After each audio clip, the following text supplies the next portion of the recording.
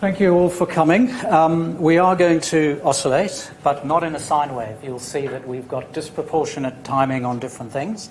And I encourage you to spend the next hour, put your feet up and enjoy a riveting and easy to digest topic, which I know all of you are expecting. So I'm going to give you an outline. These slides, background, I'm going to turn to Stephen to give you some broad background of the electricity industry and the national electricity market and some of the relevant issues. I'm then going to spend a bit of time on theory. Theory really matters in market power. You delve into the numbers and very quickly you say, well, how am I actually thinking about this? And how you think about it really matters. Stephen is then going to take you through his analysis of generator prices and how much they actually produce, the volumes, before the Hazelwood closure and afterwards. And this is the heart of our analysis in seeing the patterns that then we could analyse further and seek to understand. Those patterns lead us to the question, was there a genuine scarcity in the market that these patterns of prices and volumes represented, or was it actually contrived? That's the market power question. And then I'll turn to what does it mean for prices and profits? So how did the producers, the vertically integrated producers, I only look at them, change their revenues and their prices and their profits, or rather and then what did that mean for customers in terms of the prices they paid? And finally, although only 3 minutes, I'm going to summarise and draw out the policy implications. I think it has profound implications for policy. I think this work will have a long shelf life because the issues that it raises are so substantive. It's long been known market power has existed at peak periods, those few summer periods when demand is high and supply is tight. But here we have a situation where we believe there's been extensive market power at the base load periods where there's plenty of generation available, and it's had a very big impact. So it raises big implications for policy and for the design and operation of our markets, which we'll turn to. So without further ado, I'll turn to Stephen, who will introduce himself briefly and then take you through the background.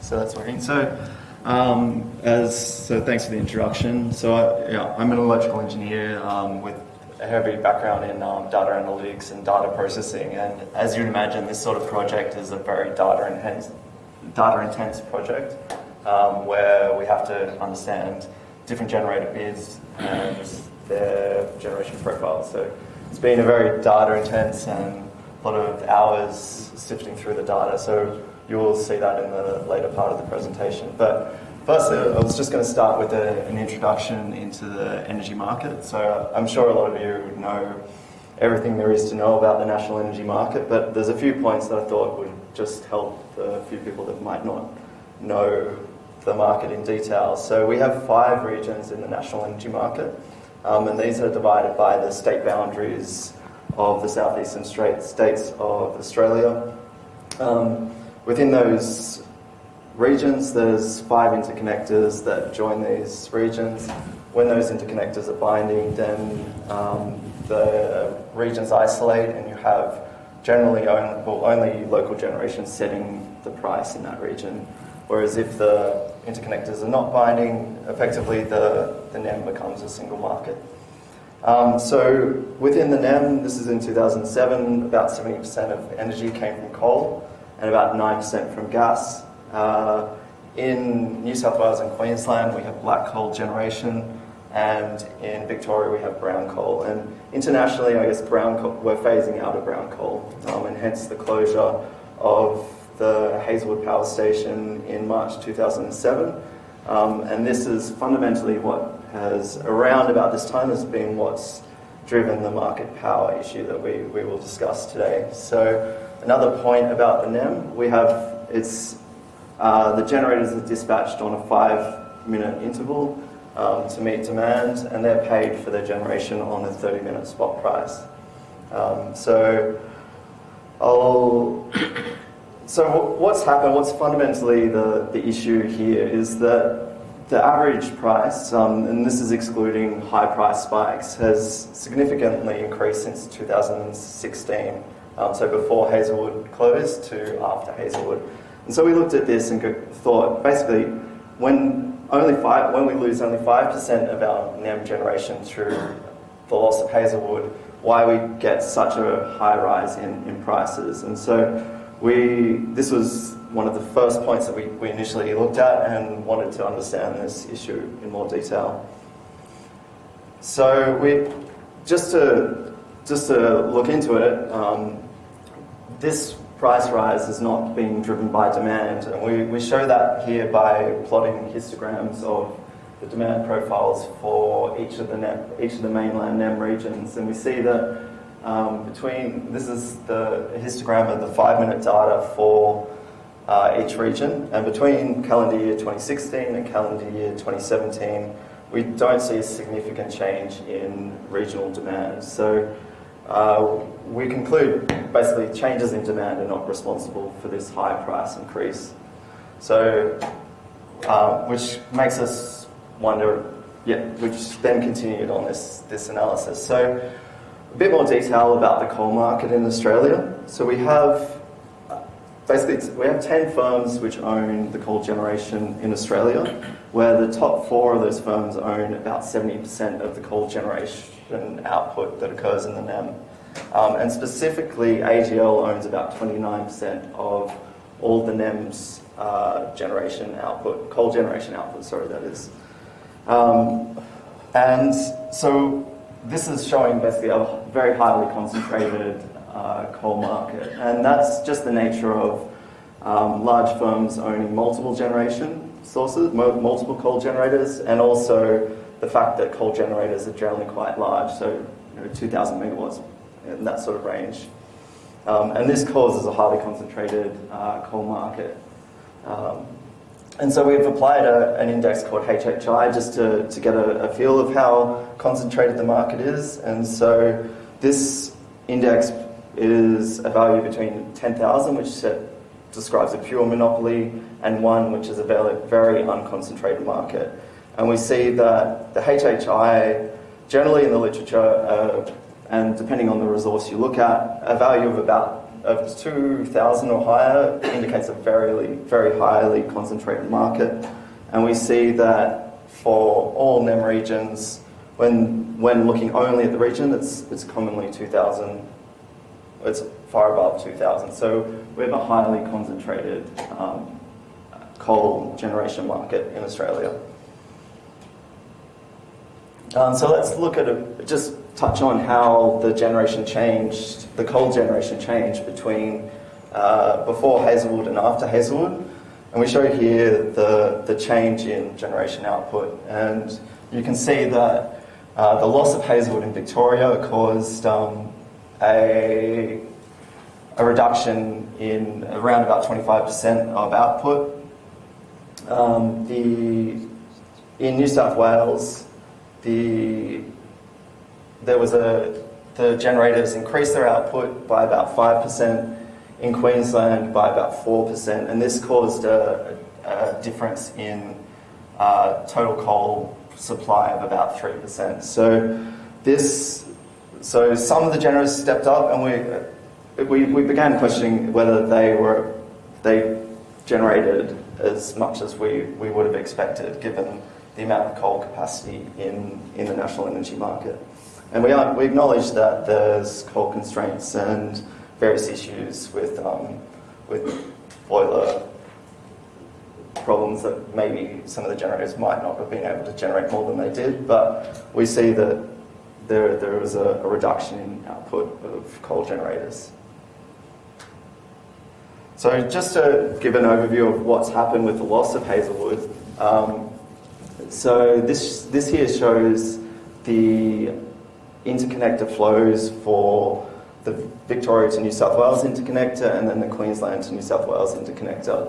And we see that from 2016 to 2017 for the New South Wales to Victorian interconnector, it's more frequently exporting to Victoria, and that makes sense due to the loss of Hazelwood. And then additionally, from Queensland to New South Wales, we're more frequently importing to New South Wales. So the picture here is that after Hazelwood close, there's a more common flow of energy from north to south, and that makes sense due to the loss of a generator up north. But that also means that the generators up north would be more frequently setting the prices in the regions, the more southern regions. So that just gives you an overview of some of the issues and things that we initially noticed at the beginning of this analysis. And I'll hand over to Bruce now to talk about some of the theory of market power and how this goes to guide our analysis later on. Thank you, Stephen. I'd also say very briefly, if you have any questions to clarify anything, please feel to ask us to actually do that. We'd rather have a big session for questions afterwards, so if you want to argue points, please argue them later, but if you want us to stop to clarify anything, please feel free to stop us. Okay, there's quite a few words on this slide, so let me take you through it. We have time on our side, luckily, so I'm going to subject you to a little bit of time on this. So where do you start with a theory of market power? Well, the neoclassical basis of a lot of our economic thinking is in a competitive market, price is set at the marginal cost of the most expensive marginal producer. So the last producer to meet the demand in the market sets the price for the market, and that's an efficient market. And so by understanding the marginal or the avoidable costs and seeing if the prices in the market are set at that level, we can assess whether there's competition in the market. Ostensibly a pretty straightforward test of market power. This theory was elaborated at great length around 1880s onwards with lots of maths. Assumed knowledge is available of buyers and sellers. The market's liquid. You can exchange freely. You've got future knowledge of how much demand and supply. You can actually forecast it.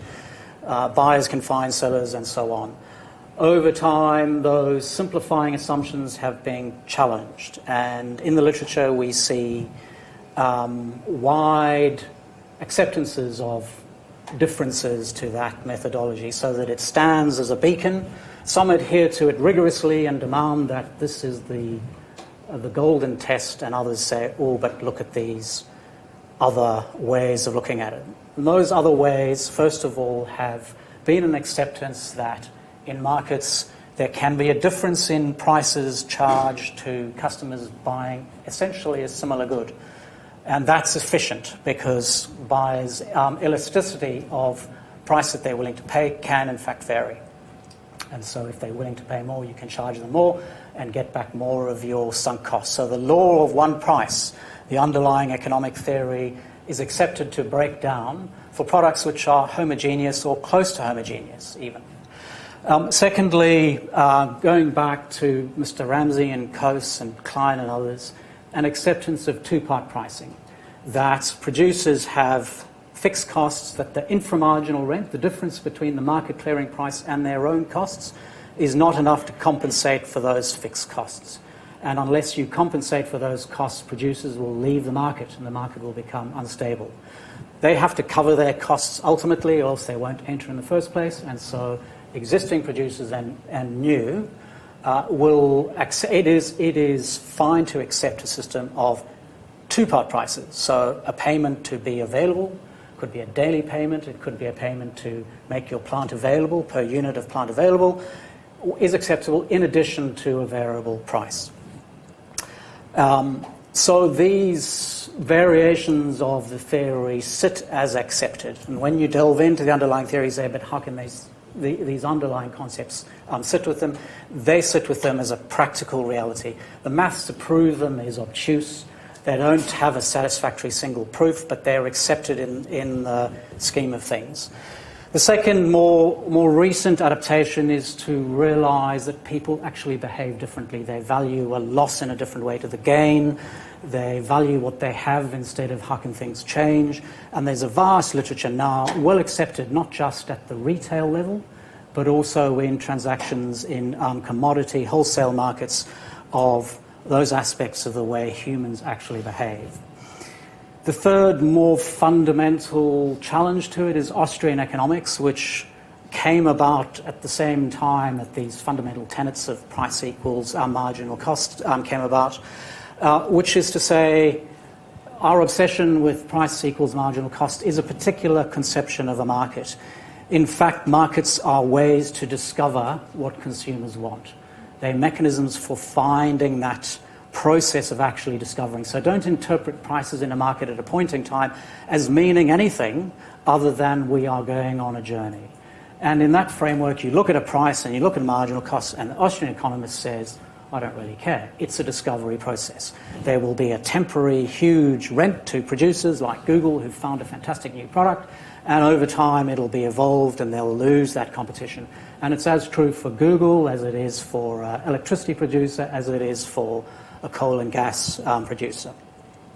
These exist as well-accepted theories, different schools of economic thought, but there are perfectly cogent and reasonable exceptions to the orthodoxy that some of you might have learnt in your first-year economics textbook, price equal marginal cost, or we have a difference market power, the world's not working.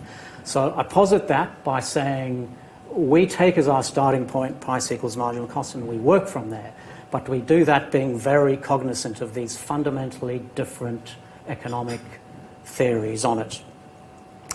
Even if we accepted the fundamental underlying precept price equals marginal cost, what is the marginal cost?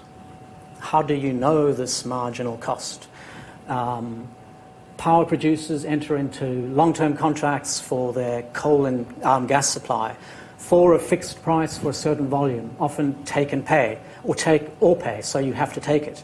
So the first units they buy has a marginal cost of zero, and then some flexible price for an increment above that take or pay.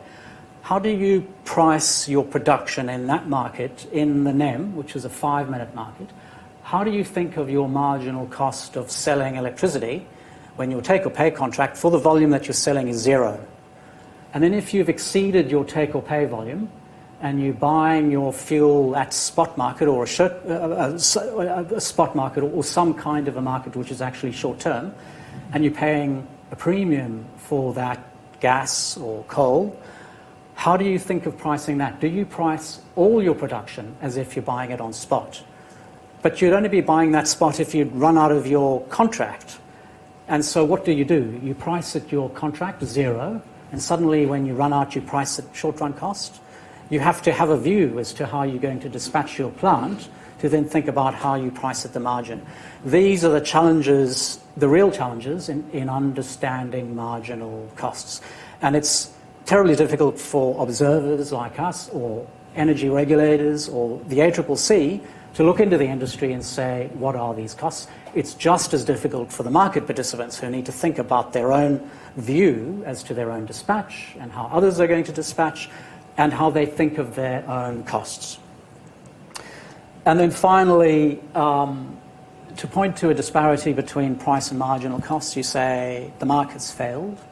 What we need to do is regulate, but regulation fails. So market failure and market power is not an absolute term that as economists and as analysts and as thinkers we can uncritically say there's market power, it's fine, we have to set in some kind of price control or some kind of mechanism. It too fails. And all the time you're dealing with this countervailing failure of a regulator, a regulatory process, and of markets. And you can't think of market power and your assessment of it, going through all the charts we'll do and looking at all the numbers you do without having that underlying philosophy, we don't think, as your starting point.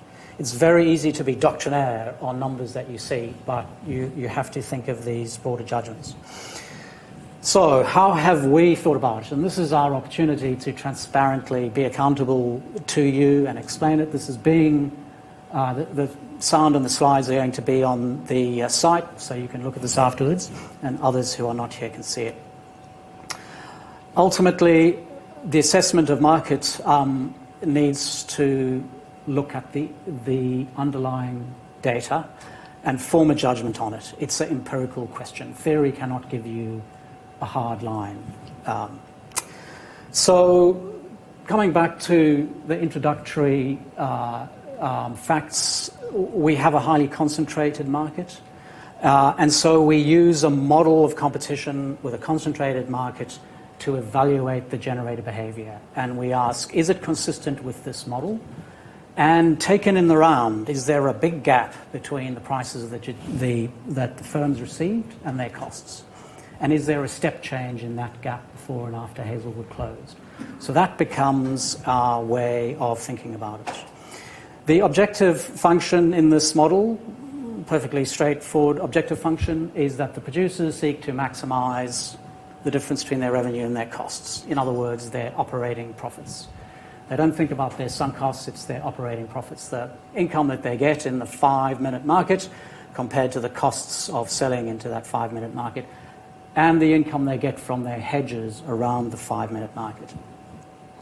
And if we take the first difference of that objective function to price, we get the optimal markup rule. What's the optimum markup rule that sellers will observe in thinking about their dispatch into the market? That then sets the other major criteria for our assessment of what's happened in the name. And the first two key elements, or the two elements of this optimal markup rule, is the inframarginal rent is actually maximized. The inframarginal rent is the rent or the gap between the market clearing price and the costs of that generator. So they will dispatch their plant in a way that says, we want to maximize that gap. And if they do, it's oligopoly. That's what we are interpreting it as. We're going to maximize that gap. And they do that, and they seek to do that at the time that their competitors can't respond. In a competitive market, they can respond. These opportunities don't exist. So if they're doing this when they can't respond, if we observe it when there's a limited ability on the other firms to actually respond, we say it's the oligopolistic model that we see. So we're looking for these two patterns in the underlying context of a sizable change in the gap between price and cost. So it's not just these optimal markup rules, they are nuances or vital details on a big change in revenue and costs. If we then observe that, and Stephen will take you through how we do, we then say, does this represent a genuine scarcity? So, first of all, does the coal price represent a genuine scarcity? And secondly, is there an unobserved exogenous reason in fuel supply, coal supply, because we're looking at the coal market, and we can't see it in the price, that has constrained what the generators could do? They simply had to bid this way because the coal constraint stopped them. And we'll go through that. I will actually go through that. And I think there is, for some of the generators, an exogenous constraint that forced them down a particular pattern. And I think for others, that's less true. Just by way of framework again, we segment the market by looking at those periods in which coal was setting the price. So we don't look at gas and hydro and those other periods when the market clearing price is set by another technology. Market power can exist at those times. Indeed, all of the market power studies in the NEM are exactly when that happens, when there's a demand and supply balance that's tight and there's a marginal fuel other than coal setting it. So we, for the first time, say, let's have a look. Let's just leave all of that to one side. Let's have a look at the market when coal is at the margin. A question? So are you saying that there's different price signals for coal versus the rest? Yes and no. The price is a 5-minute price, and they're all going to actually respond to that price. When coal is setting that marginal price, there's a dynamic of competition. When just coal is there, gas and hydro can't touch it because it's actually dearer, and it's just the coal. But the price is the price. But yes, the sellers are going to respond to that price in how they make the net output, or the price of their plant is actually linked to that price. And by segmenting just the coal, we say, let's just look at this market. This hasn't been touched in market path studies generally because the working assumption is there's so much supply, there must be competition. But yet we saw this huge gap when Hazelwood left, not to do with gas and hydro, although there were gas and hydro effects, but when coal, and hence we have gravitated just on the coal. Do you segment and just look at when coal set the price, or specifically just black coal set the price? When black coal set the price. Oh, sorry, when all coal. So it's each market when coal generator from any state sets the price in any state.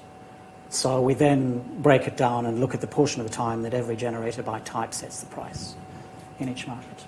But could you just clarify what you mean by residual demand there? But I take it that's a function of the other potential suppliers of it to the market at the same time as the seller that you're looking at. Yes, yes. I'm just trying to find where on the slide I use the term. It's the second half of residual demand is inelastic. Yes. So that's how much of the market can be met by the other generators. So if you withhold, how much can they actually respond? If they can't, you know they're inflexible, you can then gun for the market knowing that you're going to get your price. I mean, is that a function of looking at, because it's a very dynamic market, everyone's able to adjust their offers every 5 minutes. Yep, indeed. So it is sellers looking over their shoulder all the time, speaking to their mates, knowing about the coal contracts. You're not artificially looking at, 1 5-minute snapshot of the season. No. So the key thing of this is we adopt a long time horizon and we look by each generating user, and then is there a continual change over time? How does it work? Just curious, market charge that's demonstrated by firms best utilising the total asset portfolio, since all of the firms you're talking about would just have coal generators, but also the marginal ones. Yeah, so in a single price centrally settled market with one single price, yes, but there's regional effects, there's interconnectors. And those interconnectors lead to separation of price and have a dynamic within each of those regional markets. So there are 5 regional reference prices and you have to look at each of those. The pivotal generator in each market will vary as a function of the load and the generation in that market and the interconnector ability. And indeed, our underlying observation is that in Sydney, that was the critical reference node, and the bidding behaviour across the NEM was around dragging all the prices up to there and exercising power in that market. And we look at the generation bids and volumes of all the generators to actually find that. After a minute, just not covering in that point that gas prices increased steeply. Yes, so gas prices have been on an upward trend. Working out the precise change from one year to the next is hard to do because it's a short-term market. Over the period of our study, Hazelwood closing and not, there wasn't a step change over there, it was part of a gradual change. But this change in the gas price lifts the competitive hurdle for coal. Coal competes with gas. So as gas rises, so the ceiling at which coal will be dispatched rises. When AGL acquired the MacGen units, in the presentation to the investors to raise the money to fund the acquisition, they had a slide where they described the headroom as the difference between the production costs of coal and the production costs of gas at what were at that time, 2014, gas prices of $7 a gigajoule or less, or $6 a gigajoule, now at roughly 10. So the raising of gas has raised the ceiling, but the coal still sits as a market, and we don't need to look at the gas to understand the coal. We can look at the gas as setting a higher ceiling, but gas is not competing for the vast bulk of the time with the coal, other than at the margin. And it's not that higher margin that we're interested in. It's the vast bulk of the time that coal is actually competing with other coal. I don't understand why we don't need to look at the rising price of gas. Because it sets a ceiling. We are looking at the market in which coal is actually competing, So that upper ceiling is to say, well, yes, they could have gone even higher. That's interesting, and I think is part of the explanation. But we're not interested in the competition between coal and gas. We are saying, in a market in which there's plenty of coal supply, how is it that we get high prices when coal is actually setting the price? But is there plenty of coal supply in the evening? Yes, there are times, so we are kind of actually jumping ahead. We've got a scatter plot where we show the surplus capacity at every 5-minute interval pre and post closure, and the vast bulk of them, there's plenty of surplus capacity. At a point in time, coal is no longer the marginal fuel. You have a dearer one. Coal isn't marginal then. But we aren't talking about those few intervals. The vast bulk of the intervals, coal is there when there's lots of other coal to compete. So there is no doubt we have an issue of not a shortfall of plant capacity, of coal capacity, and we need to look for other explanations. So gas and coal set a ceiling, but it's not the competition problem that we see. Any more questions on theory? Okay, Stephen's going to move on and take you through the data visualization of prices and the volumes. Okay, so this part of the presentation is very data intense. We've got lots of figures, and put that a bit closer. We've got lots of figures, and I'll try and highlight the most important thing from each. If you really want to look into these, and there's lots of things to observe in some of these figures, I suggest looking at the report because they're all contained in there. The first thing that I'm going to be going through is the generator bids, and just to give a bit of background about how the bidding works, a generator such as Bayswater Power Station bids their capacity into different price bands, and there's 10 bands that they can bid their capacity into, and this is effectively, as we said before, can be changed on a 5-minute interval. And so what we've shown here, we've taken their bids into the energy market for Bayswater, and grouped how they've bid their capacity over time. And you can see at the bottom here the range of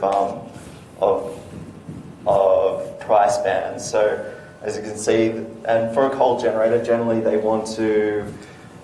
always want to be running at about 40%, and if they don't, their boilers become unstable. So they will generally bid in about 40% of their capacity below zero, which you can see is the blue band there. And then from there, they start bidding their capacity into price bands with the goal to make profit and compete with their competitors. And then the top band there is the really high price band. And so you can see here, this is Bayswater Power Station. Yeah. How much of their capacity is contracted and how much is bid into the spot market? So they're bidding all their capacity into the spot market. So that despite the contracts, they're still bidding their capacity. It has to be sold on the spot market. So The whole capacity? Yep. So just to be clear, yeah. the royal blue, or whatever you might call it at the bottom, Yep. is 0 or less. Yeah, it's less than zero. The light blue at the top is 5,000 or more. Very high, yeah. And the other colours are different. Yeah, so it's gradient between there with the colours selected so that they're easy to differentiate. Red, which is an important figure. Yeah, red is 40 to 60. 40. Yeah, and so I guess the thing that you can note from here, so this is over time from the beginning of 2015 through to the end of 2018, you see that when closure was announced, basically AGL withheld capacity by bidding into that very high price band, so the greater than 5,000 price band. And then towards the beginning of 2017, before closure, they started bidding into this sort of $100 price band, which you could see, as was mentioned by Bruce, that it indicates that they were sort of bidding up to the sort of level that gas generators might be bidding at. So there's two changes there. The first, withholding capacity when the closure was announced, and then before closure was announced, they started, we think, sort of shadowing the gas price there. So for AGL's other power station, which is Liddell, you see that they, around about the same time, shifted from that $300 band into the very high price band, and then the middle range of their capacity from about 1,000 megawatts down into that very high price band. And they've slowly increased that a bit over after the closure. So that's the two AGL power stations. Sorry, yeah, Stephen, sure. I just add briefly, that line that you see, that bold line, is how much they actually output as an average for each day. So the chart is the average for each day, and the line is their net output to the market. Yeah, so these, each slice through this is an average of their daily bid, just to visualise how it has changed on a daily scale, and then also the purple line through there is the weekly average of their generation output. So you can see how their generation has changed, and that's also a function of outages and also their bids. So that's what causes the variation. So we saw Mount Piper, owned by Energy Australia.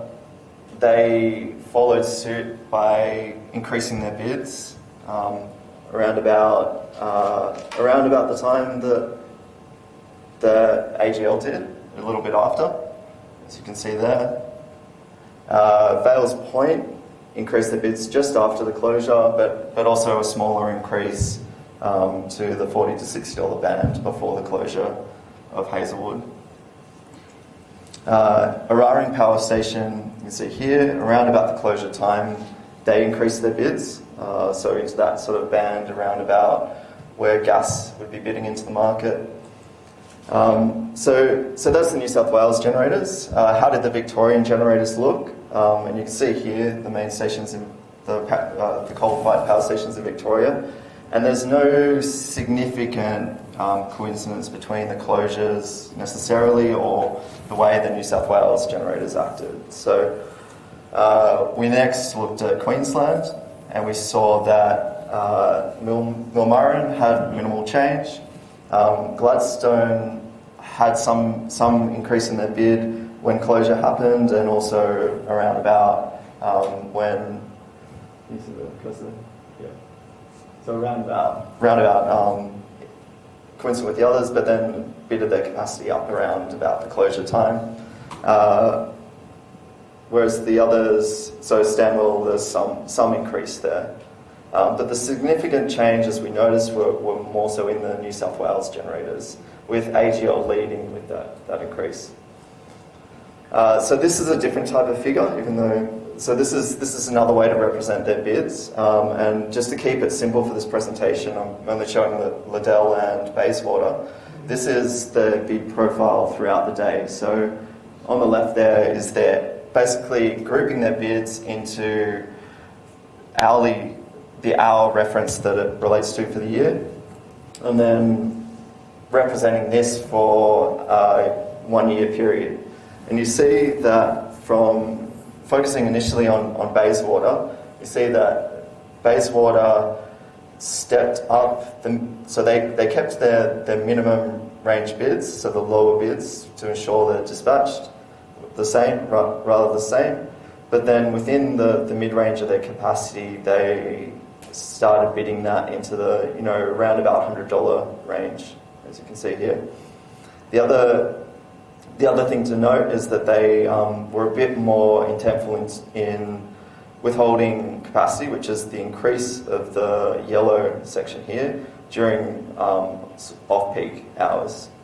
And then looking at Liddell, it's a bit more clear what's happened there, where they have pulled down the lower range bid, as we saw previously in their figures. So there's a shift to effectively withhold to bid their capacity at a higher level, and we tend to think this is around about the range of gas.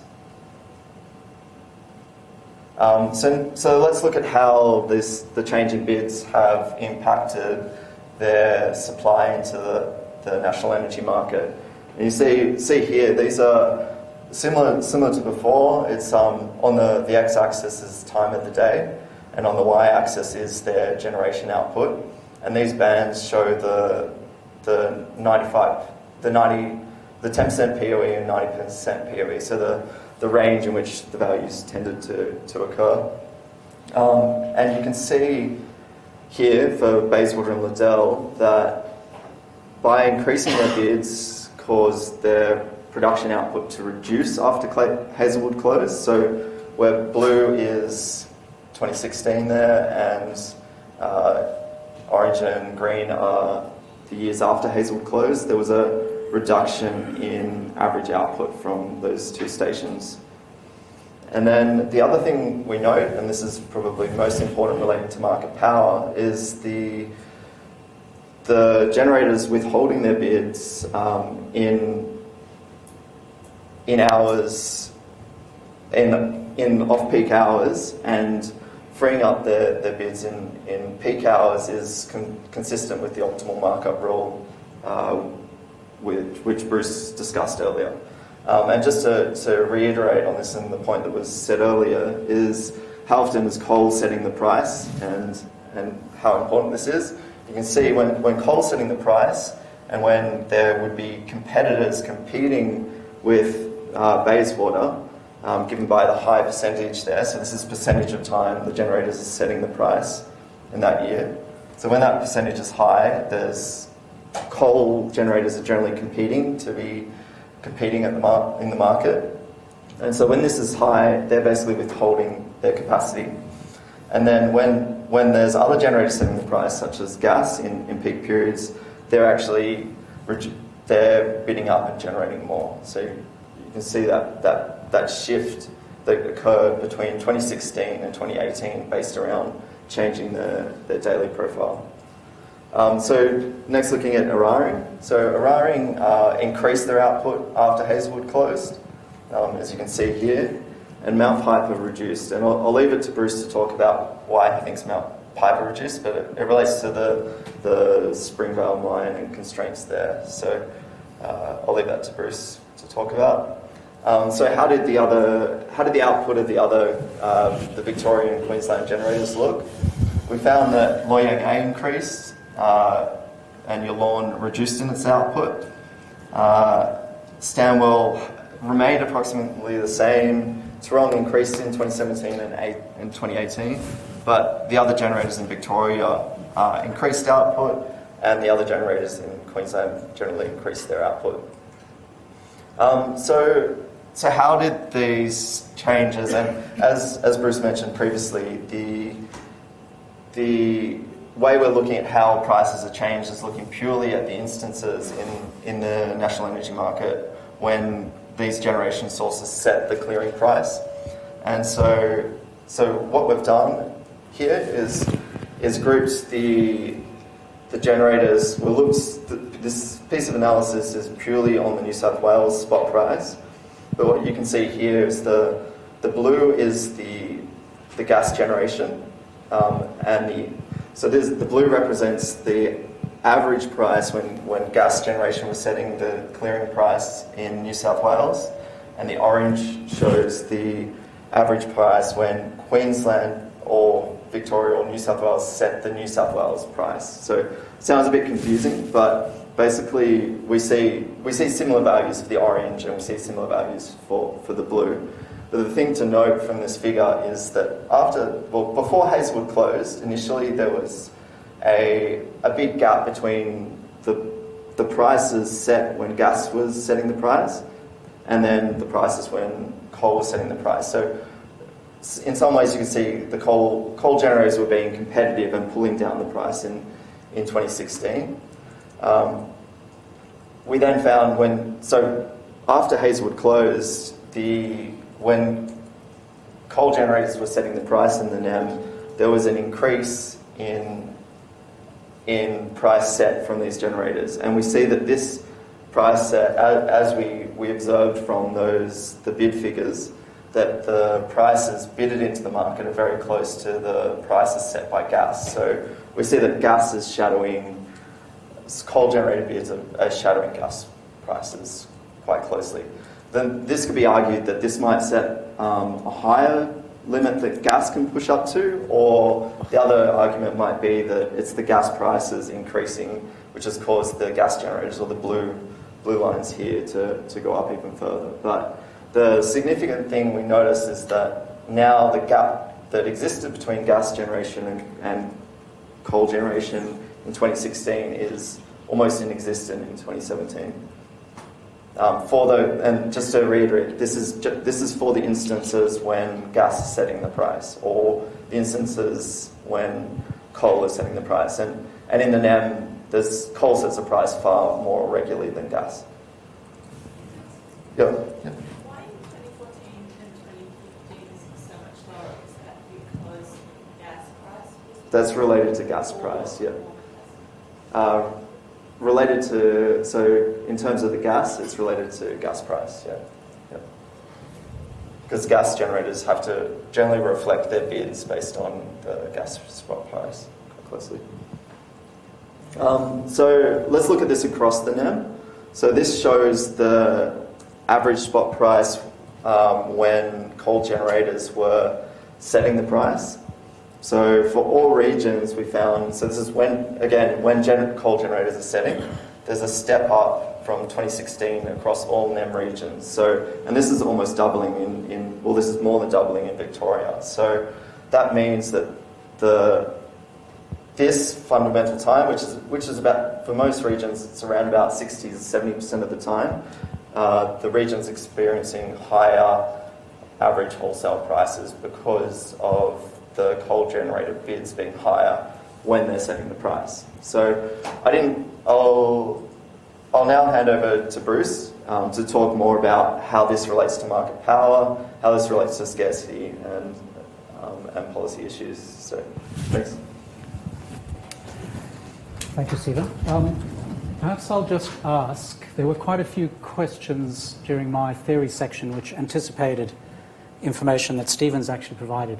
Just check whether you feel that the information that Stephen's provided has answered your questions, or do you still have some fundamental questions of data and price impacts and volume impacts? Did you observe any increase or notable increase in the number of periods in which gas set the price in the NEM after the withdrawal of Percy? So I don't think I know quite how to go back on this thing. I scroll down, I go backwards. If you recall this, oh no, that's the wrong way. If you recall this chart here, I don't know if you've noticed the green line. The green line is the percentage of time coal is setting the price. And you can see 2016, 2017 are roughly similar. 2018, coal is increasingly infrequently setting the price. Partly as a consequence of less coal in the market, different number of generators, slightly less production, that first slide that we showed, but largely because of Bayswater, who decreased their production even more in 2018 than they did in 2017 after the closure. And Bayswater has been one of the most important price setters in all the markets. So coal is increasingly less frequently setting the clearing price. As you can see, it varies across the hours of the day, as you'd expect.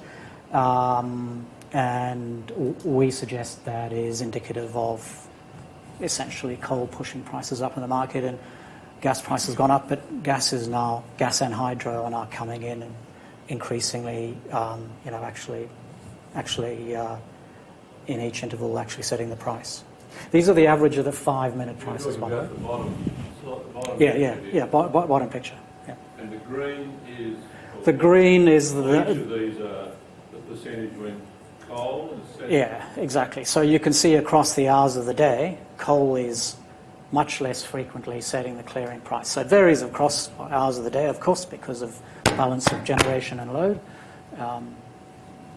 Bruce, while you've got that slide up, you've called out that the change in the dispatch profile in 2017 is consistent with the optimal markup model. But given that price is highest in those peak periods, it would also be consistent with rationing and fuel. Yes. Yeah. So Yep, indeed. No doubt you'll get on to Sure. differentiating those. Indeed, and that's the excellent segue into my next thing, which is, was there a scarcity or not? Because all of this behaviour, and I've gone the wrong way, all of this can be explained by scarcity, or it can be explained by the exercise of market power. So if there was a genuine scarcity, the producers would have looked at their coal supply, would have taken a view on the other company's coal supply and said, we want to utilise our resource as profitably as we can, perfectly acceptable thing to do. And so this could be explained perfectly as a competitive market working as it should, if there is a genuine scarcity, if it's contrived, not. So on the first questions, no shortage of coal production capacity at most times when coal is actually setting the price. So the y-axis is the number of 5-minute settlement periods in calendar year 17 or 16. How much spare capacity, based on the nameplate plant capacity, was there in the market when coal was setting the price? So we know every 5-minute interval in which coal is setting the price, how much other coal was available to produce that wasn't producing as at each of those times. And you can see 2016 before it closed and 2017 after the closure. For the vast majority of settlement periods, there was plenty of capacity. Now, you can say we've used nameplate and the actual rated capacity is lower. For some, there is a genuine difference. For many, it's an endogenous difference. The generators can choose to make available their plant, can vary the capacity made available from the nameplate capacity to the amount that they actually make available. So we've used the nameplate. We haven't shown it here, but we've used the amount that they made available, and the histogram is pretty similar. For the vast majority of settlement periods, there is plenty of spare capacity. In the interviews we had with the generators, none of them said to us there was a scarcity of generation capacity. That's beyond reasonable argument. For the vast majority of settlement periods, where there is a shortage of coal, it then becomes gas and hydro. So the few settlement periods where you see, say, less than 400 megawatts or 500, so very close to the zero, some other fuel is now likely to be at the margin. So we can rule out a scarcity in generation production. There is no shortage of coal-fired generation capacity in the NEM. As irritating as it is to see the headline every day, we've got to build more coal because we've got a shortage of generation capacity, it just ain't so. Vic and other states are running their coal quite hard, but across the NEM, where there's interconnect capacity enough to export what you need, there is plenty of generation capacity, and long has been. I'd like to clarify, when you say there's no scarcity, you're talking about capacity? Yes. In power? Yes. Not energy? Yes. So then you have to go into the question of, is there an energy scarcity? Is there a coal scarcity? And that comes next. Yep, indeed. So I am, being an engineer by primary training, working it through methodically. Jeff. Bruce, I don't think I've heard you mention the reliability and record outages. Certainly, Victoria was a sort of trend increasing forced outages. Appreciate that you're not looking over a very large number of years, but in the period that you covered, Yeah, so the previous histogram kind of captures that. That's the available, or this is actually the nameplate. In the histogram we haven't produced. We've got plants that's actually, and that captures both the forced and planned outages. So it shows there's still a surplus. I think it is true, and since writing this report we've had a number of industry insiders, people who operate power stations. We love to hear from them because they've got a whole lot of inside information saying availability is declining everywhere by management decision, which represents, sort of in a sense, part of a withholding pattern. Forced outages and planned outages are in many times interchangeable. There's no solid line between them. Some of them are obviously forced. There's a tube leak or there's a problem which could have been avoided. Others, it's a management discretion, and they can be disclosed in different ways depending on the way the management do. This is about, again, our study is about the time when coal is setting the price, the vast bulk of time. At those extreme high peak periods, summer peaks, very high temperatures undermine the output of many of the coal generators, not just their effective heat rate. They need a temperature differential from the ambient conditions to actually produce water and air, but also because the high temperatures bring on other issues, tube leaks and so on. But that's a picture across the NEM as opposed to a market power picture per se. So can I just ask them, what have you essentially assumed in the analysis? Is that the paid or forced outages are exogenous or and don't impact on the availability or? Yeah, so our first step was to ask ourselves the question, is there a scarcity of coal-fired generation capacity? And the histogram says no. For the vast bulk of periods, there's plenty of plant capacity, and it is available. There's not an outage problem, a planned or a forced outage. So the histogram captures those periods in which there's an outage, because then the spare capacity comes down.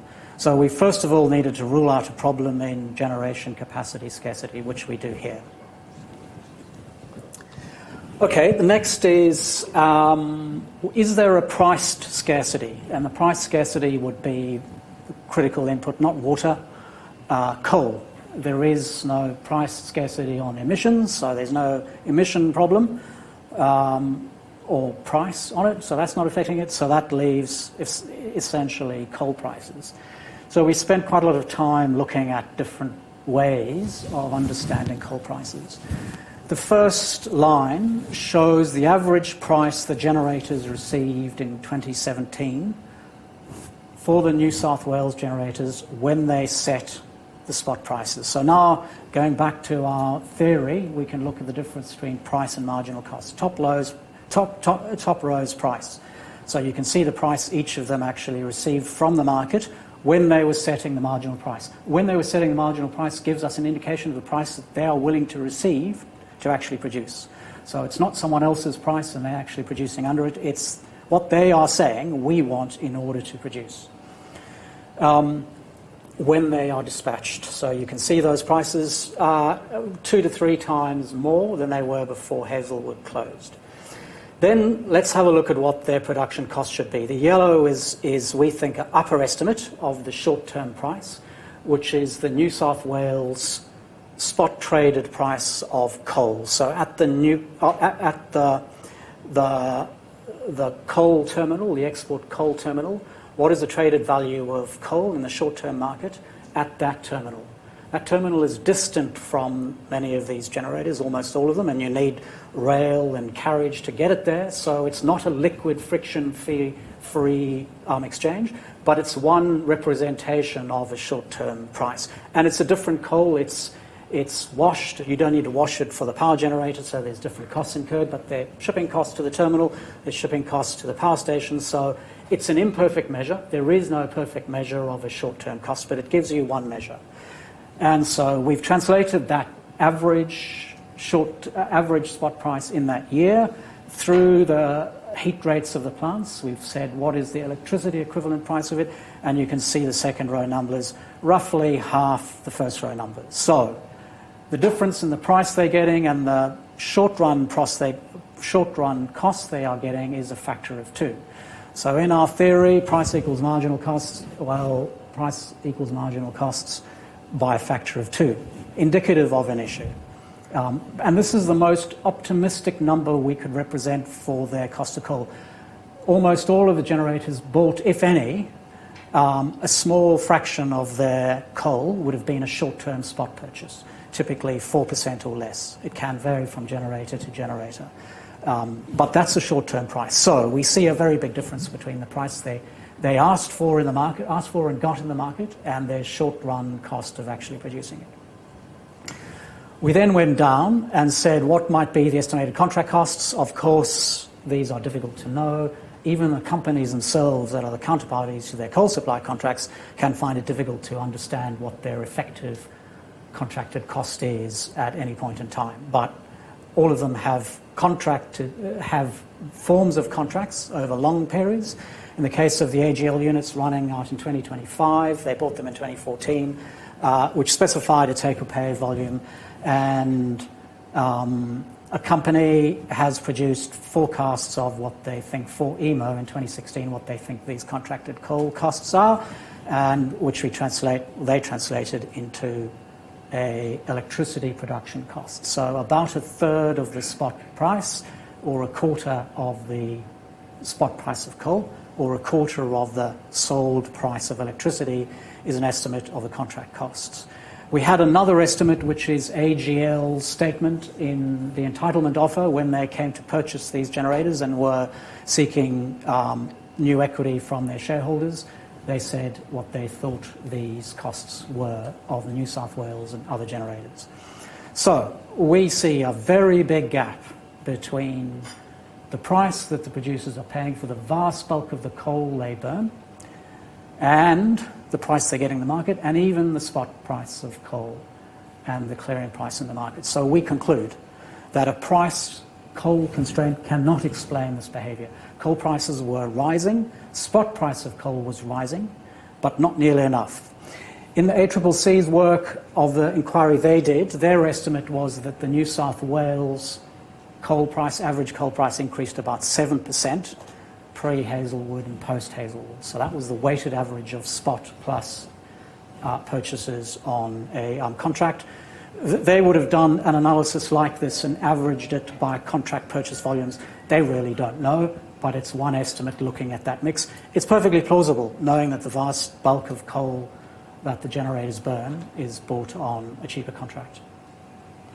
Any questions? That price there looks like just the fuel price. Yes, it is. It is. And the Newcastle product is 5,500 or 6,300. It's quite a significant difference. Sorry, Peter? There's two Newcastle prices. Yep. One is the 6,300 kilocalorie coal, Yep. which is the one that everybody talks about. Yep. But none of these guys use that. Yeah, indeed. So there's the higher grade coal and lower. I think we've used the dearer coal in this, but there's kind of not too much in it. It's to show the almost order of magnitude difference in the relative fuel costs. Our point from this is there's a big gap between price and production costs. Generators do incur other avoidable costs. Some level of diesel and fuel and operational issues at their plant. They can cut their costs in different ways. Quite what constitutes a short-run avoidable cost and not is not certain. But those add a slice to this, but not much.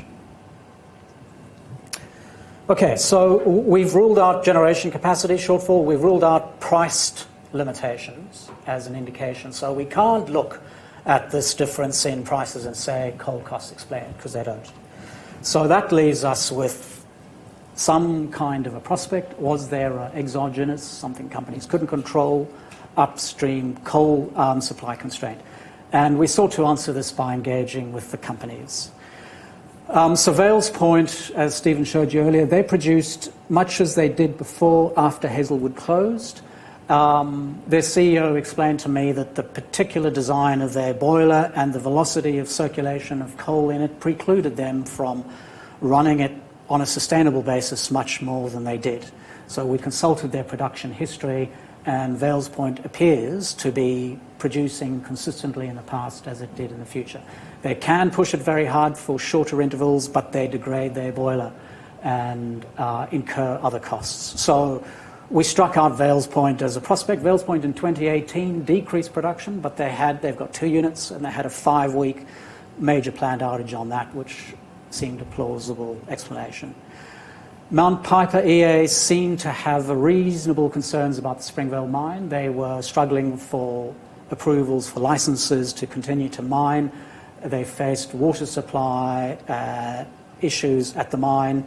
It was in the press. There were numerous statements to shareholders of that congestion, which we believe limited their scope to increase production in 2017. In 2018, they did increase it, at least by a bit. So it appears once those underlying coal constraints have been resolved, Mount Piper has increased. Arguably, at prices they might increase it more, and we'll be looking at that very closely as to how that might change. Eraring, they increased production by a bit over a third after the Hazelwood plant closed. So for what is New South Wales' biggest generator on the coast, no good access to coal, shipping issues, they pulled out all the stops. They told us they also sought to optimise their bidding to maximise the value from it, but when we looked at their curve, that effect was nowhere near as clear as it was for AGL. But we think that they're somewhat absolved because to increase production by a third year on year from a great big coal-fired plant is a sizable response. So that left AGL. When they sought equity for their purchase of the MacGen units, they told their investors of the superior characteristics of their coal supply. Fantastic conveyors, 3 loaders, fantastic coal access, 3 competing suppliers. By contrast, it said the New South Wales coal-based generators had inferior coal supply. So the picture we had was loader capacity, twice their install capacity, fantastic rail access, 3 competing suppliers, a super contract, which, as we know, was much cheaper than the other generators. And yet, AGL at these 2 generators had this major coal supply. We engaged with AGL and asked them why this was.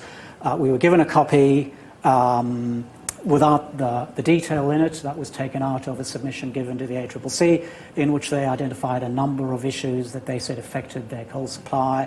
They identified a list of them by name. We engaged with them and sought to obtain information from that. The long and the short is information was supplied in confidence to the ACCC and AER and wasn't going to be, that information was not information that we could access. So given that, given what they'd said, given that there was no notification to shareholders, this was such a major supply issue that it led to a doubling of their price in the market. No notification to investors. When they gave evidence to an inquiry, their reps didn't once mention coal supply issues, they only spoke of coal costs. And as we say, we don't think that's plausible. Putting that together, we conclude that the coal supply issues affecting these plants do not seem plausible. And in all information and commentary, including from AGL, since we don't have a reason to vary that conclusion now. Open to changing our mind if the information is there. We do not see why far more of this should not be in the public domain.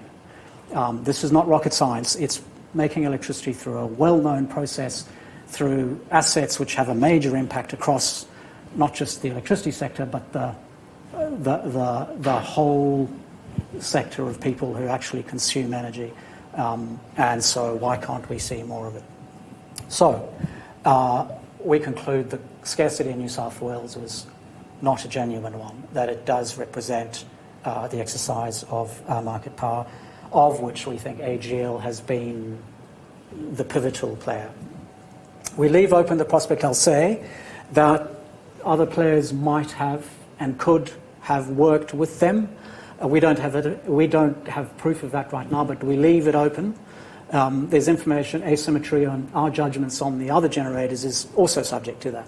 And if better information comes to light of what Vales Point could actually do or Energy Australia could actually do, then those issues should be on the table again. Any questions on this section? Theoretical pieces of the objective function. It's profit maximisation. As an economic. That sellers at any time will seek to maximise the sum of their profits of their sale in the spot market, plus the hedges they have around the spot price, which is as true for any competitive market or any market. And it's just a way of actually stating that in a formula to get the difference, so you can then sort of work out what the optimal rule is to mark up your capacity. Say again? No, we are not of that persuasion. We don't look for equilibrium, we look for a change in time and observe what happens in the market. We don't attempt to forecast the future, we seek to understand the present, which is exactly hard enough. What's that hoary chestnut about two types of people who actually forecast: those who don't know and those who don't know that they don't know. Just one more question. If AGL have contrived a scarcity and exercised their market power, is that legal? So I'm not a lawyer, and there's something in our competition law, section 46, which leaves it open to the competition authorities to consider an exercise of market power as so severe, as so contrary to the national interest as to be challengeable under law. That, I understand, is the legal basis.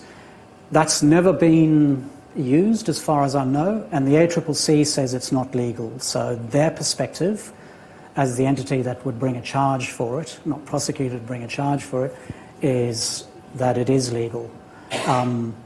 Arguably, and comes back to the theory of markets, and is this so bad as to bring forward a legal challenge? Do we know what happened to Araring's profit? We know what happened to all of their profits, which I'm going to come to now. Okay, nice segue, Peter, thank you. You've obviously read our slides very closely. Not. So what did it mean for consumer prices and producer profits? So first of all, very difficult to figure out what this might mean in terms of a broad market impact. So because you need to separate a market power effect from other effects, and things change. Gas prices change, and demand changes, and generation mix changes. So we've done this in two ways, and it turns out they give pretty similar answers. First of all, we've taken the 2016 pre-Hazelwood average prices each coal generator received when they were setting the price. So what did Hazelwood get?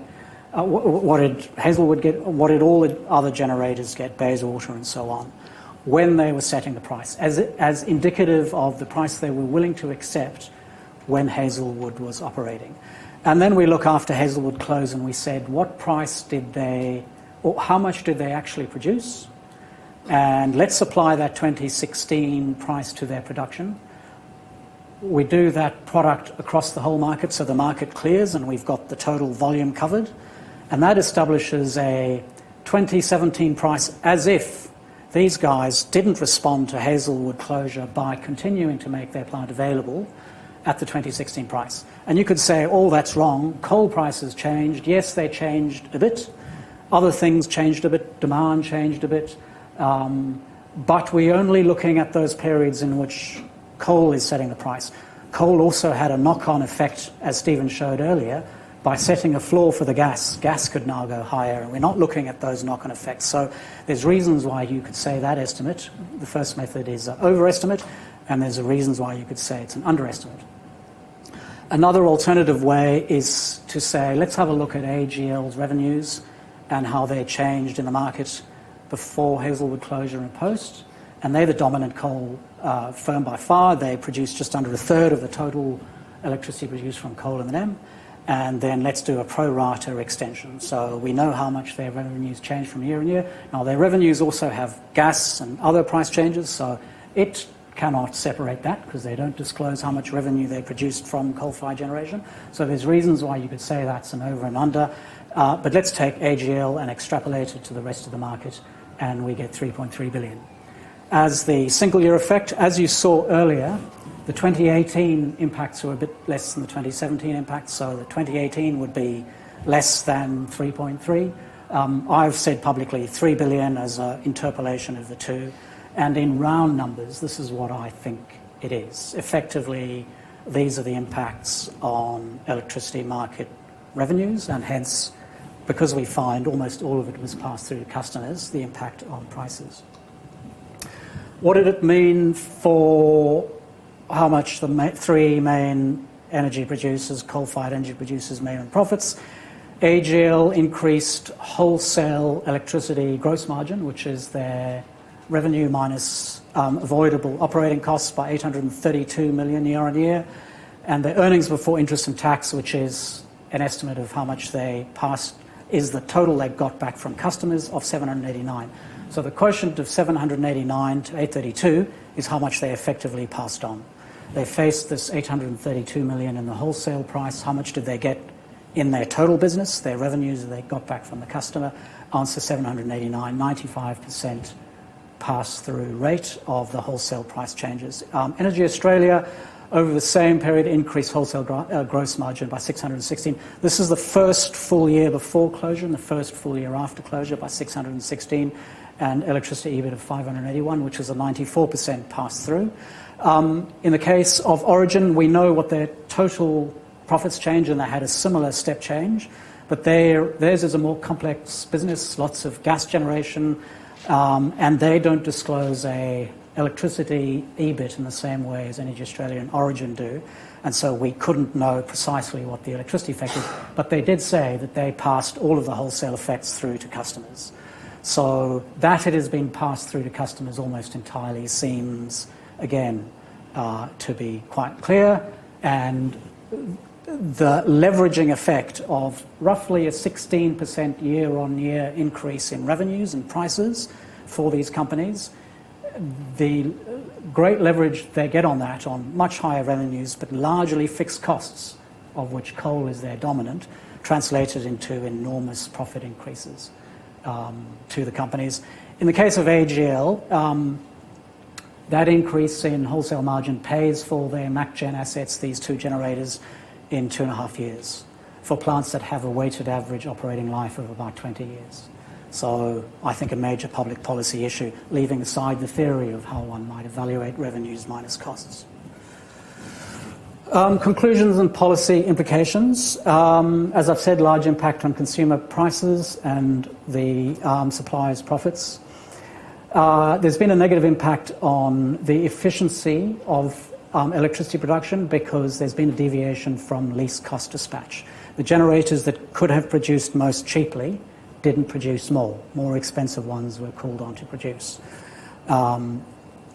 The environmental impact is hard to determine with certainty. On the one hand, higher prices stimulate demand for solar and other alternatives, makes it more viable for them at both large scale and at the customer level to invest. On the other hand, being able to get so much higher price for your produce inflates the value of coal-fired generators. And for a government intent on achieving emission reduction, you need more expensive and a tougher policy response to achieve those reductions. On balance, I think it's negative for the environment. The price effects are there, but because of the leveraging through largely fixed operating costs, the profitability impact is so high that the policy response to encourage those generators to leave is disproportionately large. Bringing it all together, we think this raises serious questions for the design, operation and oversight of wholesale markets. I think the fact that we as an independent research entity are doing this, well, this is kind of our job and we love it and we find it very interesting, but this picture is pretty stark and it's begging an alternative explanation than the one we found for policymakers to say the oversight system is working well. And absent that, we'd have to conclude there's a lot more to be done in oversight. Quite predictably, the media has only just finished saying VEPC says they're a problem to here's a solution. And Big Stick followed almost immediately after this analysis.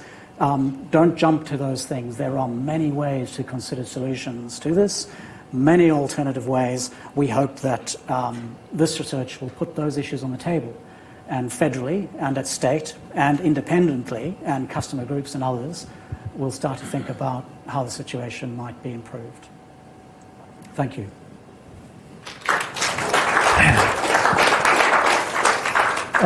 Questions generally, and you want to argue with anything we've said? Firstly, down here, please. Hello. Yeah. Thank you very much. I think there's some good analysis in there. The bidding one is particularly interesting. I think it would be useful at this stage if the questioners identify themselves. So Yeah, my name's Russell Farmer. I work for Energy Australia. I've been in the industry for 15 years. I've been a consultant and I've worked for Loyer previously as well. So, as I was saying, some good analysis in there. I think the bids are good, notwithstanding a couple of capacity minor refinements. But for me, the picture's not complete. You have specifically called out coal. If I was doing the analysis, I would look at everything, and personally, I'd be really interested to see what hydro has done over the same period. I would expect that the bids would have also moved, and then would pose the question to yourself, would you draw the same conclusion from hydro, and if not, why not? So have you done the analysis on hydro? You could equally look at gas, but I think hydro would be the interesting one, because yes, gas prices have moved, but hydro is in fact obviously energy constrained, and before I can agree with your conclusion, I just have to test those sorts of things. Would you like to respond to that? Yeah, sure. So market power studies, and there's very little academic study, most of it's been done by interest groups and others, have historically focused on those intervals in which the gap between the generation and the demand is tight, and your price curve has gone up very steep, and the AER produces a paper every time prices exceed a certain threshold. Those are perfectly sensible and good studies to do. We're not saying for a moment that you shouldn't look at that. And I agree there's issues both on hydro and pumped hydro and gas market power exercise at those times that are definitely worthwhile doing, and we fully intend to start to hunt those down. I don't think that undermines our segmentation of the market when coal is setting the price. It's an isolated market which hydro and gas don't compete at other than at the margin. It sets the upper level threshold. It is a market where there is competition at those times. And by taking out quite intently, as we did, gas and hydro, we exclude the effect of the additional ramifications of their production and demand at those tight periods, which is perfectly reasonable to do at those periods. We wanted to look where there's plenty of supply, where you wouldn't expect market power, and where historically there never has been an allegation of the exercise of market power. We think it's a perfectly reasonable and plausible thing to do to segment a market in that way, and you see this in our study and indeed in most studies of markets. They'll segment when different people are at the margin. There was another question. Peter.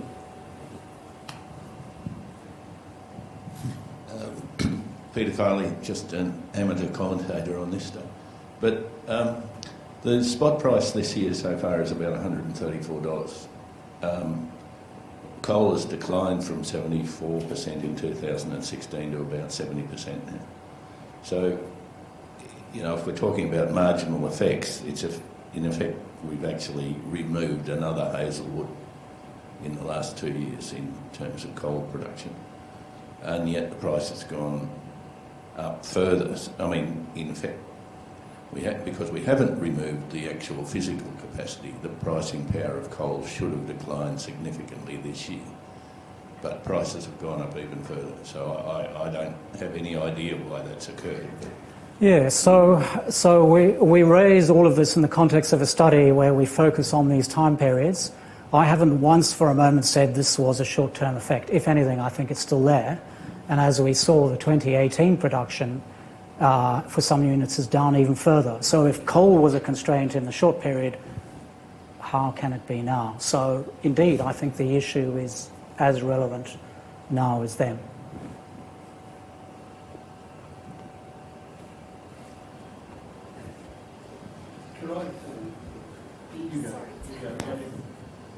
Petra from the Climate Council. Who do you think is the most relevant body to address this problem? Is it the federal government, state government, ACCC? And I just wonder whether the federal government has any difficulties because of owning Snowy Hydro. Yeah, Petra, excellent question. The ACCC, on the one hand, is the relevant authority on competition. The way the AER and the ACCC have relatively spoken of their role is the AER, the energy regulator, has said we do the ongoing monitoring, and to the extent we find issue or a problem that actually merits attention, we'll knock on the ACCC's door upstairs. I think this should be at the level of the ACCC on an ongoing basis. I believe it has the independence and the status.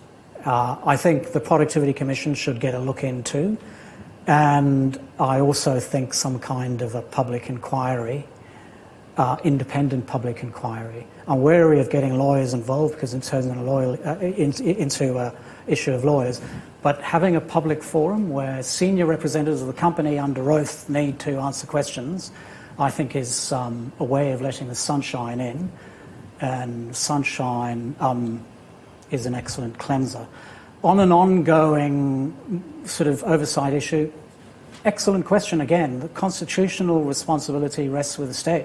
That's the way our constitution is commonly viewed. Victoria experienced a more than doubling of these wholesale price effects through New South Wales effects, not actually their own. And it should be just as interested in these things in the public perspective and indeed in its own consideration of policy, and arguably should be doing exactly this sort of questioning. We're largely funded by the government. In a sense, we are kind of doing that. Off our own back, I'll stress. We were not asked by the government to be doing the study.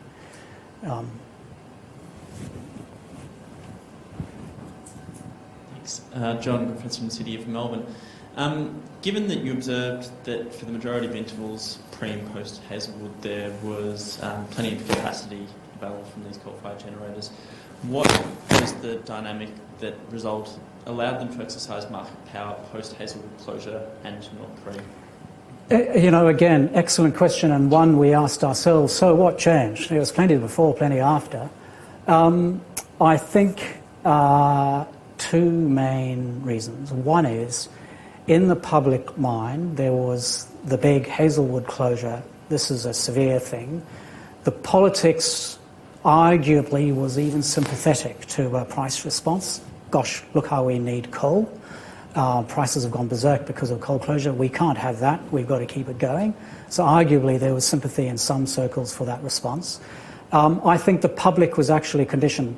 I and others did advice to different actors on what the impacts would be at a retail level. We didn't forecast the wholesale market, but there was an underlying assumption. I think also in the immediate short term, Energy Australia, Origin, Vales Point, they had some level of constraint. So could you close 5% of NEM production, roughly a quarter of VIC, and sail through perfectly as you were? Arguably not. I think the level of the constraint was overdone. The French energy minister, who was the major owner of Engie, actually said a year before, we intend to get out of this plant.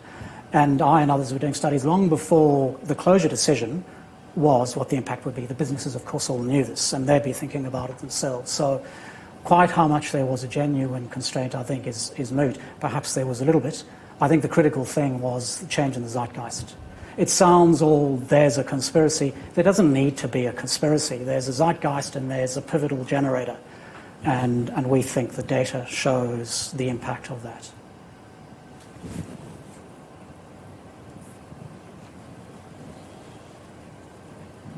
Just another question. Do you think then to rule out fuel constraints as a problem, it would be worth a fuel adequacy study first to rule that out? You mean for us to actually rule it out? For the NEM, given that it typically takes many years to procure coal. Yeah. So that's kind of a regulatory process question. Do we vest all the questioning in a regulatory agency whose job it will be behind closed doors to say, yes, the system's fine? I would not like to see that. This is a competitive market. In coal and gas markets, there's great information available on LNG flows and capacities and pipeline capacities That's the lifeblood of a market. I would argue much rather for letting the sunshine in. Let there be much greater transparency of fuel supply and so on in the market. Perhaps something is confidential and there is a role for a oversight authority which has access to confidential information. There is a role for that. What I would be loath to see is a continuation of the pretense of a market, but effectively leave it to us, the big boys, to look at it all, and we'll tell you that it's all fine.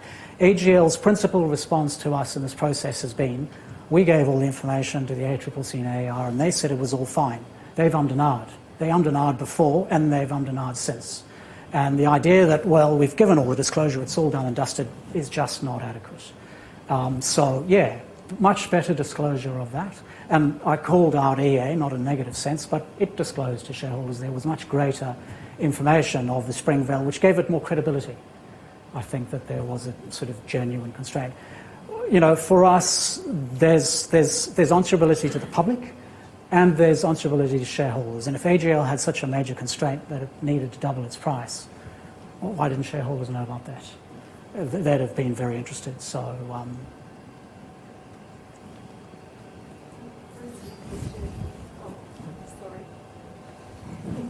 hello, Hugh Horsfall from the Victorian Chamber of Commerce. Separate to a policy or a regulatory response, I'm interested to hear more about the supply side response and whether you think AGL's continued ability to do this kind of thing will be influenced by new renewable capacity that's already in the pipeline or investments in new capacity from any source bought on by higher prices. Yeah, again, an excellent question. So, lots of supply coming on, lots of wind and solar being built through price and policy, both. For me, the critical thing is that that production comes on and its route to market is not through the incumbents. That the policy design ensures that those new developers can find customers other than through the incumbents. And that's the principal reason why, as a centre, we've opposed the National Energy Guarantee as it was constructed, because effectively the obligation sits with the incumbents. They're the route to market. So a policy response that allows that new entry, and the cheapest new production is wind and solar, no argument about that, allows that to happen in a way that they can access the market other than through the incumbents. So there are big issues of market design and for that new entry that need to be thought about. And the NEG is, I think, one of the critical parts of that debate, and how the government federally actually responds to that and the state response to that is sort of critically important. Even withstanding that new entry arrangement, with such a big issue, and as Peter said, big questions about it still going on now. We truncated at the end of last year. Should we not be thinking about the incumbent supply arrangements as well right now, to which there's a whole range of ways of thinking about it, including the big stick. In other words, we want you to actually divest. Commonplace in Britain and Europe and the US, where very, very, groups at a very, very high level are able to pressure for customers to be sold or for plant to be sold. Alternatively, a separation of the rights to the production. So ownership of a generating unit is a right to a payment for your production, but not for a sale into the market. And in a previous life, I actually worked on that, where a very similar situation, 3 major generators had market power and the government couldn't force them to sell. And so they said, right, we can't force you to sell, but we can separate the rights to sell the production. And we'll auction those rights to new entrants who then have a right to take the production and sell it. Lots of ideas along that realm to be thought about. Price control, many economists rightfully dislike. It's a dead hand and it can interfere with the market. But is the problem actually severe enough to justify these ideas being thought about? Just pointing out in the last week, some government agency limited the ramping up of the price to $300 a megawatt hour. Sorry? The market clearly failed Yep. The government stepped in. Talking about a cumulative price threshold. You're talking about a cumulative price threshold. So if yeah. the price over a sustained period of time adds up to exceed a certain level, then there's an administrative price that comes in at $300. That's set under the rules. Yeah, and that's a form of price cap. It wouldn't capture this because the price wouldn't exceed the cumulative average over the 2-week period. So it'll capture those extreme SA prices that we've seen, but it wouldn't capture this.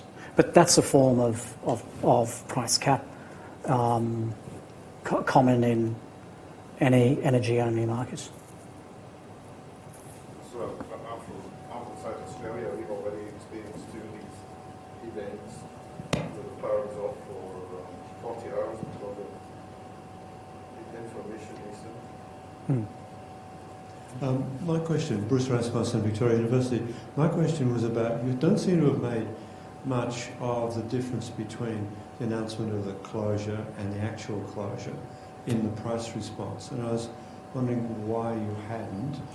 So we saw in the chart with Bayswater, I think it was, where there was an immediate price response by AGL after the announcement. I presume that the announcement doesn't have any supply effect, and it doesn't mean that Loy Yang suddenly stops. So production of the Loy Yang plant didn't actually stop until closure. So that 5% coming out of the market didn't occur until closure. And yet the price response from AGL was on the announcement of closure, which goes to your point that maybe this is zeitgeist. This is a kind of, yes, okay, there's a political opportunity here. What do you make of that? Yeah.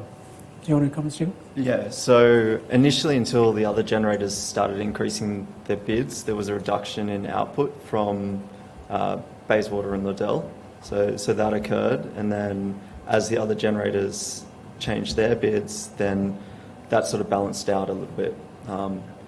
So that was the response in output, and then as Hazelwood came out of the market, then as a result, the other generators filled that gap in.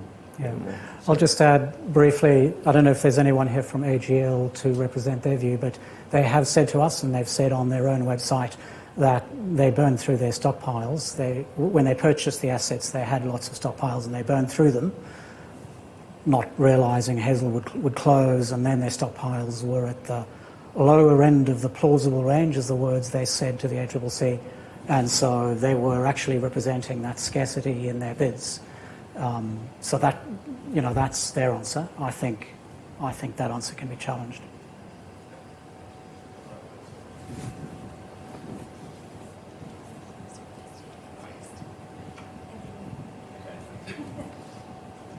David Brockway, I was previously Chief of the Division of Energy Technology in CSIRO, and prior to that I was a Senior Executive in the SEC in the old days when it existed. We keep hearing in the media that renewables are going to be so much cheaper than coal-fired generation or any fossil fuel generation. Is there anything in your data that, as renewables have increased significantly, but from a small base and still a pretty small base at the moment, is there anything in your data that indicates that they are mitigating the cost of, or the spot price of power at all? Moreover, I know you said you're not going to project into the future, but would you like to speculate on what might happen with lower cost renewables? Yeah, so we've done an analysis separate to this. It's an econometric analysis that does look at that. We look at how the uptake of renewables over time has caused an impact on wholesale prices. So that is another piece of analysis. We have a report on that if you're curious to have a look. But the result of, if you can look at it this way, the wind generation's bidding in at effectively zero marginal cost, and so that's almost appears like negative demand in the network, so it's pulling demand down. So that's the impact of the renewables effectively. We've applied the econometric analysis to all the NEM, and we find a few things that when there's more renewables, there's a higher impact on pulling down prices, and that's by offsetting more expensive generation. So the more renewables you have, the more offset you do get. And so with time, the impact of renewables is higher. So there might be a limit on that, but at the moment, with what we've seen in the market, as uptake increases, the impact to reduce spot prices increases too. Yeah. We have found a much bigger effect here than we found in other countries because we've got such high fossil fuel prices.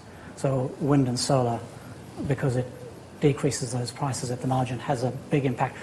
All the studies we know of internationally speak of the negative impact, or negative, bringing prices down of wind and solar because it shifts back your demand.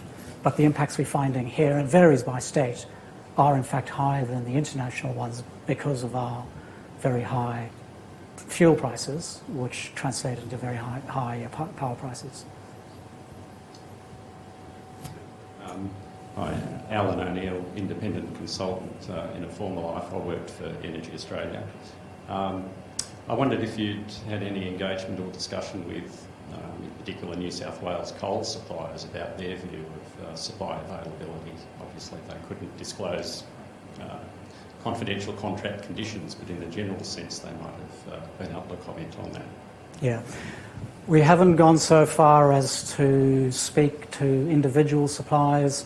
It very quickly becomes a major task of speaking to different suppliers for different mines, and then it's not just supply, it's rail track. We saw what the Rail Track Corporation said, which was, yeah, we've had challenges, but we've kept to our contracts and it's all been okay. Quite what it actually is, with scheduling of rail on this branch line and that branch line and this event and bushfire and so on, I don't know. But they've said we're all okay. So I spent a day just like looking into what public information there was about the rail links and bit of information about the coal generators and a bit about what limits the delivery, and we didn't find any significant discussion of, at least on the rail link, the outages or failed delivered trains and things like that to warrant a huge impact for these generators. So, yeah.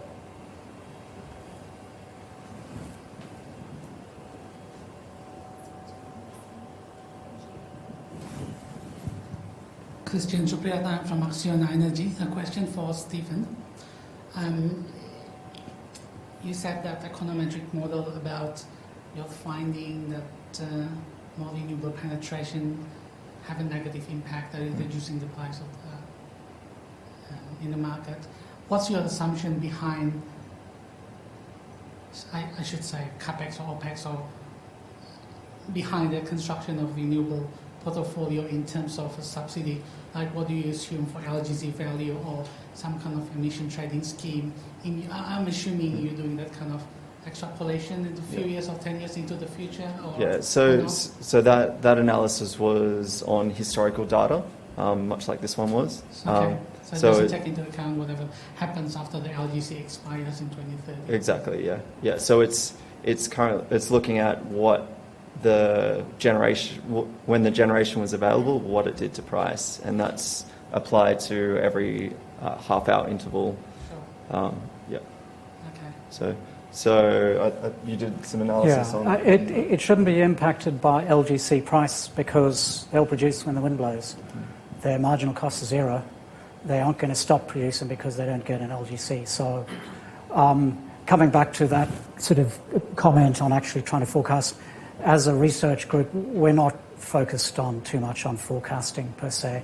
We're just trying to understand the world as it is. So yes, it impacts the revenue to the owners of those plants, but it doesn't impact their wholesale price effect.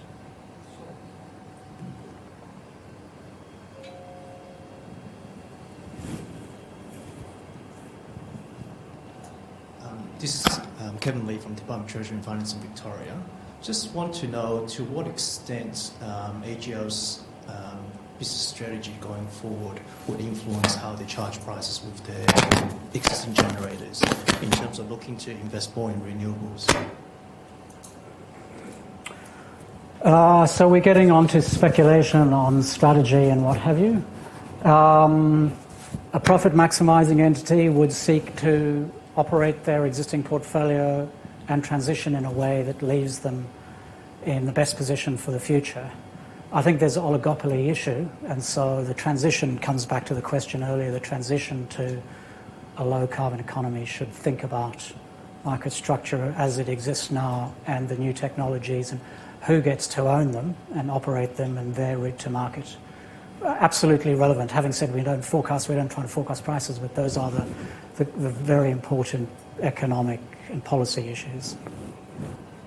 Bruce, can I just ask one question of clarification about the longer term implications? As I understand it, if coal is 70% of the market, is it? And one supplier has 30%, so consequently they're 20-odd% of the market. And it's a single price market, so everybody gets the final price. Then in that situation, if they want to exert market power, that is very often going to be available. And there is, we talk a lot about competition, but there is, in that situation, no incentive for other coal producers or other market participants to compete with them because they get the benefit of the higher prices that are received. Everybody gets the benefit of this. So small changes in this situation, reduction a bit in the coal share because other things, is not going to change significantly in this form of market the potential for following an oligopolistic policy. Is that broadly correct? Yeah, yeah. How you see it? Yeah, indeed. So the transition to new technologies will be gradual, but in the time frames that we're talking about, these effects are not going to address the fundamental issue that we see. And even if coal's not setting the price frequently, it can influence the price for the rest by withdrawing and pushing the others up into the merit order. So looking to the policy issues, there are two sorts of things. Either we change the nature of this market quite dramatically, maybe away from a uniform price market or energy-only market or in some fundamental ways, or we try to look at regulatory or other instruments of making this market work more effectively. And again, are they the sort of two categories? Yeah, I think structural changes, how much of the share different energy producers have, and market design changes. I've generally been quite loath for this to translate too quickly into just a market design debate, because that can be something you talk about until the cars come home and the issues are not being dealt with. So I think it's structure and design. There is a longer-term design change with zero marginal cost fuels setting the price. You know, what does a price mean in that context? That's some of it, but I think it would be an unsatisfactory outcome if the takeout from all of this was the policymakers asked the AEMC or someone else to think about market design.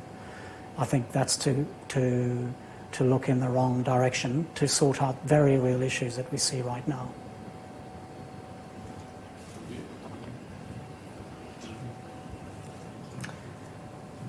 One last one from Peter. Not to coal, no. The 5-minute rule values flexible capacity, values flexible response. It prevents the exercise of market power in FCAS and other shorter-term markets. Arguably, it'll change bidding behaviour within a half-hour period, withhold, and then go like hell for the other periods. It will impact those times when hydro, pumped hydro, gas is at the margin, open cycle gas at the margin. You'll have more rivalry at those times, but I don't think it'll impact when coal's at the margin. So it brings in a better market for flexible capacity, which is a good thing, and I'm not saying don't do it, but I don't think it deals with our structural issues. Thank you, Peter. Well, I would ask you firstly to thank our two speakers for their presentation. And I thank you all for coming and participating. You may or may not agree with what's been put, but at least we've had a lively exchange and discussions right through. And I think everyone will at least agree that this issue is not going to go away, and that hopefully we can all get together in the future to discuss this and the many other issues of great interest in the electricity market. So thank you again for coming, and thanks to our speakers.